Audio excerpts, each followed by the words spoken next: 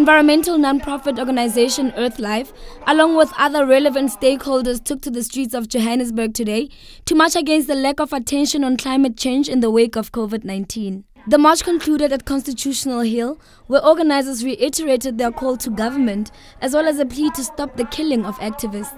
What we see the South African government doing now is that they continuously authorizing coal mines, coal-fired power stations, and gas, oil and fracking, including nuclear. And these ambitions of them being addicted to fossil fuels, to coal, to nuclear, to gas, to fracking, it's not going to assist the environment. This is actually much more carbon intensive, and what the Intergovernmental Panel on Climate Change has warned about, that for us to be able to mitigate against climate change, we have to move away from fossil fuels, and that's what the South African government must do. And the South African government has much, I must say, they've got good legislation, and I think what we need is a political will, and that political will can only happen when ordinary people are part of decision-making processes.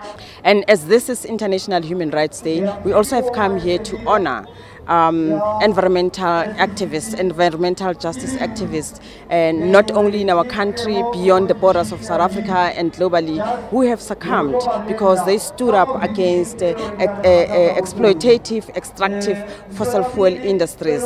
They have been killed for standing up, raising concerns around the protection of their livelihoods and how their environments should not be distracted. Protesters came from all over South Africa to march for involvement in government and mining companies' decisions. The government doesn't want to listen to us, the people on the ground. Whatever rules they make, we must be involved, because climate change affects everybody, but the poor, mostly the poor. So we are here to make them aware that we know that climate change is affecting all of us, but we, the poor, are mostly affected. That is why we want them to keep their promises of limiting their carbon emissions. What bothers us the most is the total disregard for the environment. Because when you look at our people, we are still rooted in our culture, and we have our own indigenous ways that protects the environment. For instance, I will give you an example. We have the baobab trees there and the mopani trees. According to our culture, you are not allowed to cut down the tree while it's still wet. When we go and collect firewood, we only go and collect the one that has fallen down. Pollution. We are getting sick. And at the clinic, Maspala clinics, there is no medication. You get sinuses, you get coughs, and then they say when you cough, you got COVID. Your lungs are toxic. Your kidneys are failing you because of this climate change. These protesters say they appeal to government, civil society organizations and the general public at large to prioritize and protect the environment, not only for themselves but generations to come. During the hard lockdown, we spoke to an environmentalist on nature breathing a sigh of relief since we had a decrease in emissions. He says the problem with climate change starts with human beings. It's more human, putting too much pressure, unbearable pressure on the environment.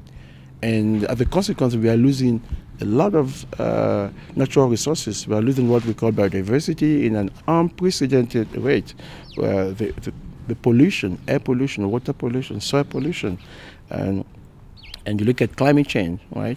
There was climate change in the past, but it was naturally driven. But now it's a human-driven climate change. You have overpopulation, you have overexploitation. So these are the crises, the drivers of the sixth mass extinction that we are witnessing right now. Now, if human is the problem, if you look at what I listed, climate change, overexploitation, overpopulation, pollution, if we understand that human is a problem, now it becomes easy to understand what the environment will look like right now during the lockdown, because with the lockdown we are removing, we are reducing, we are preventing human interferences.